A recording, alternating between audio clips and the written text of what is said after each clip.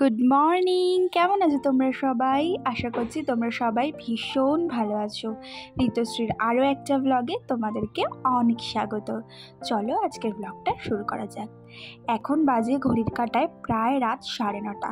আমি একটু আমার বাপের বাড়িতে গেছিলাম, ওই বাড়ি থেকে এসে এই বাড়িতে রাত্রিবেলায় কিছু সবজি কেটে নিচ্ছি কালকে সকালের রান্নার জন্য। আসলে কী বলো তো, ওই সকালবেলা ঘুম থেকে উঠে তরকারি কেটে রান্না করতে গেলে না অনেকটা সময় চলে যায়। আর আমার বেবি এখন অনেকটাই ছোট, তো ওকে একটুখানি আমার মনে হলো টাইম দেওয়াটা খুব জরুরি। কালকে রান্না করব পেঁপে আলুর তরকারি, মানে পেঁপে আলুর ডালনা টাইপের। তার জন্য পেঁপে আলু আর আম কেটে রেখেছি, টক ডাল করব দেখি। করেছি পেঁপে আলুর ডালনা, আর হচ্ছে টক ডাল করেছি। এখানে অনেকটা আম কেটে ফেলেছিলাম, তাই বাকিটা রেখে দিয়েছি, পরের দিন করব দেখে। সকালবেলায় এখন কি করি জানো, রোজ সকালবেলায় আগে জিরা ওয়াটারটা যে ভিজিয়ে রাখি, আগের বারের ব্লগে দেখিয়েছিলাম, আগে ওটাকে খেয়ে নিই।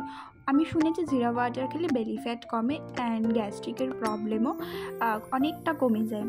তো দুটো কাজ যখন একসাথে হবে, তো সেই কারণে সেটা খেয়ে নিয়েছি আর ড্রাই ফ্রুটস খেয়ে নিয়েছি। এই খেয়ে রোজ সকালবেলাটা এখন শুরু করছি। আর এখানে একটু টিফিন করে নিয়েছি, টিফিনের জন্য এখানে করে নেবো হচ্ছে একটু ডালিয়া। দেখো একদম অল্প পরিমাণে করে নিয়েছি। আর ডালিয়াটা যখনই করবে না, তখনই খুব ভালো করে ধুয়ে নেবে, কারণ শুনেছি ডালিয়ার মধ্যে ডালিয়াটা যাতে অনেক দিন অবধি ভালো থাকে তার জন্য একটা পাউডার ইউজ করে। তো ওই পাউডারটা ধুয়ে একদম ফেলে দেবে। ডালিয়াটা করে নিচ্ছি, আর এই ফাঁকে করে নিচ্ছি টুকটাক কিছু কাজ। বসিয়ে দিলাম চা। আর এই দিকে আমন্ড বাদামটা দেখো, এই সোমপাপড়ির যে কন্টেনারগুলো থাকে না, আমি কিন্তু ওগুলোকে ফেলি না, ওগুলোকে কোনো না কোনোভাবে ব্যবহার করি।